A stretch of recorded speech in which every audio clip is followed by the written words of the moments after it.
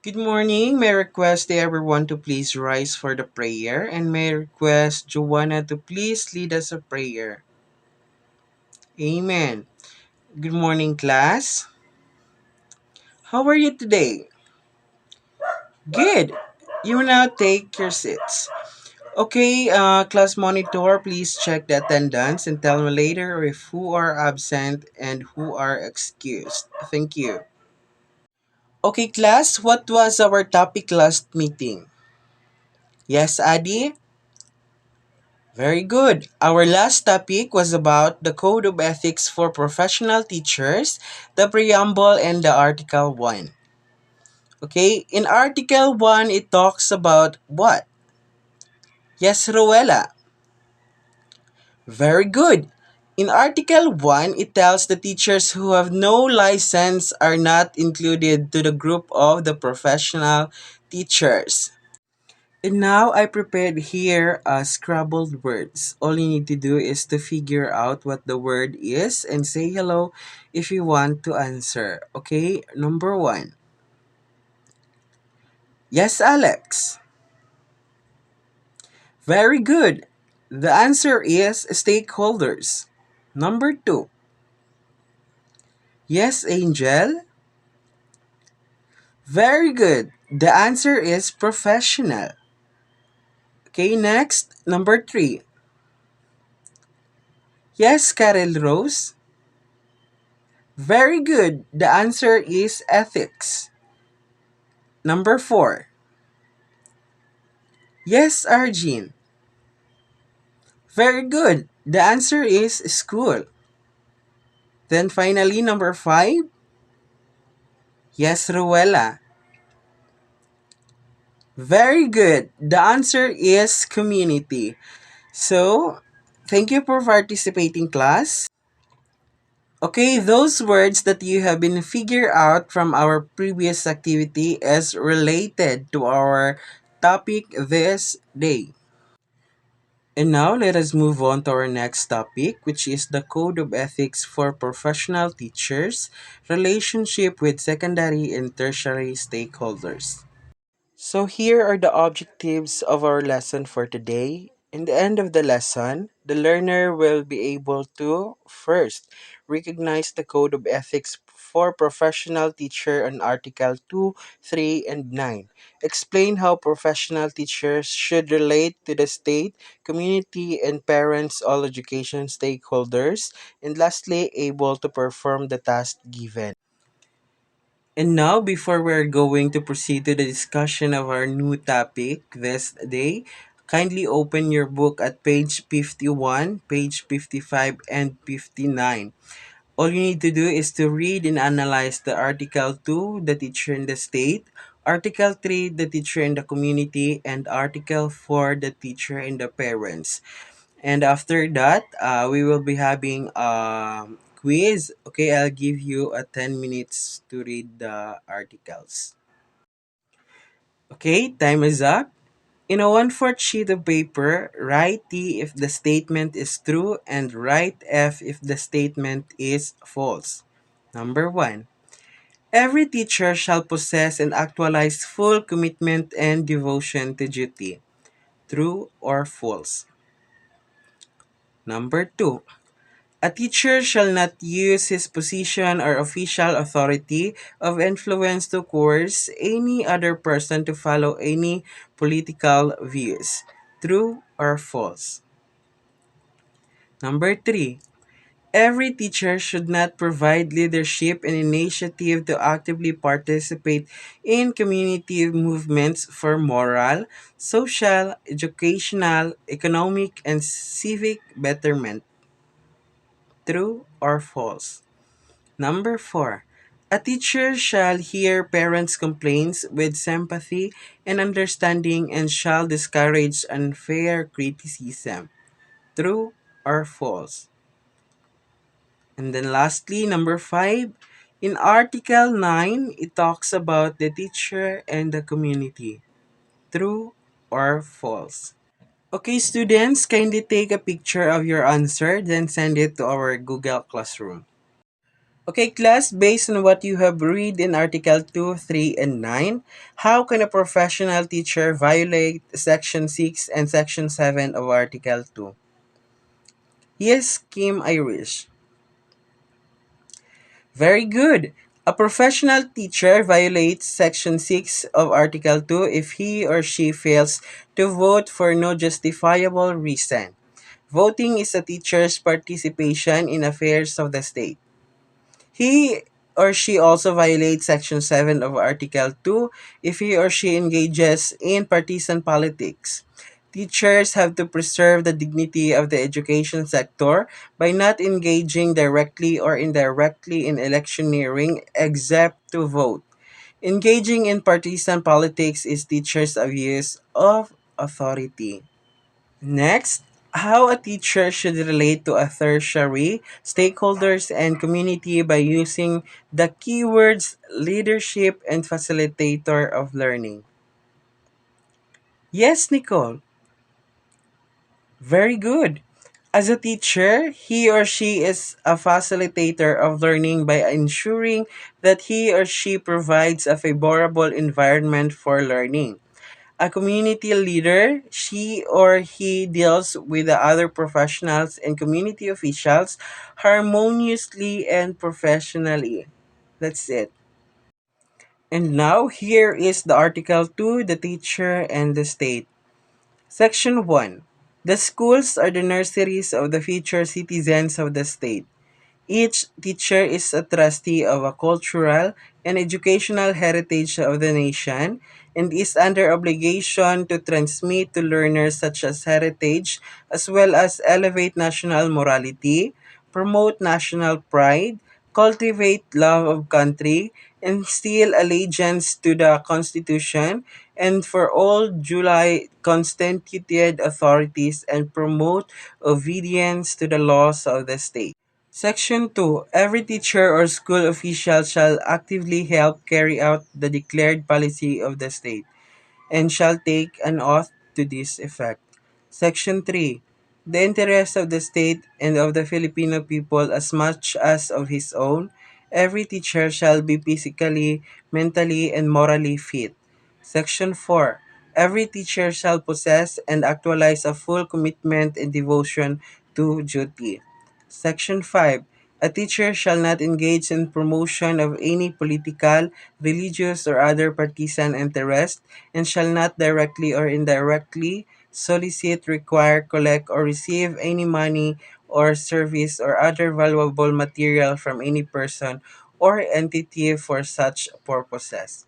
Section 6. Every teacher shall vote and shall exercise all other constitutional rights and responsibility. Section 7. A teacher shall not use his position or facial authority or influence to coerce any other person to follow any political course of action. Section 8. Every teacher shall enjoy academic freedom and shall have privilege of expounding the product of his researches and investigations, provide that if the results are inimical or to the declared policies of the state, they shall be brought to the proper authorities for appropriate remedial action. Okay, in section 1 of the article 2, it says that the school are the nursery of the citizen of the state. The question is, what are nurseries for and why are school called the nursery of the citizen of the state? Yes, Alex? Very good. Okay, the Cambridge English Dictionary defines a nursery as a place where babies and young children are cared for while their parents are somewhere else. In horticulture, a nursery is a place where young plants and trees are cultivated and grown. Both definitions may apply to the statement of the Code of Ethics. Schools are the nurseries of the citizen of the state. Indeed, parents leave their children in schools under the care of the teachers while they work.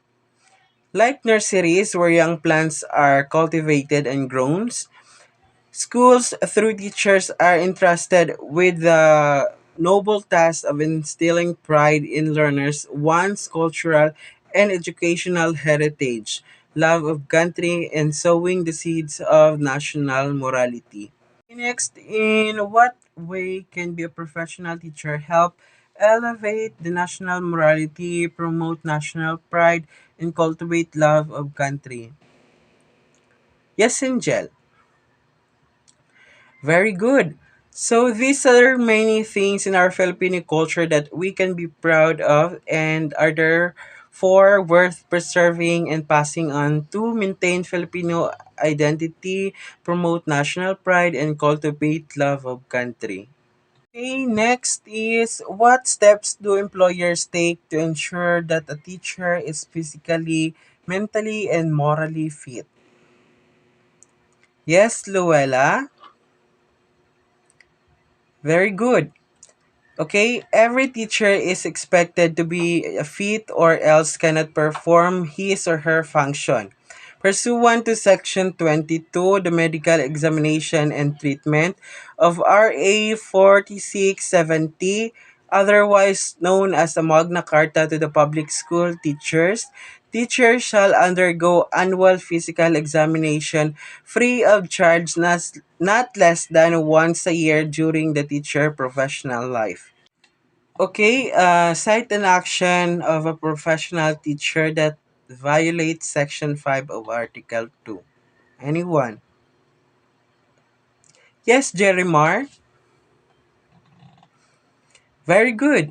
As a professional teacher, is expected not to take advantage of his or her position or power to promote his or her own interests, whether political nor religious, nor to solicit, require, or collect any money, service, or material from any person.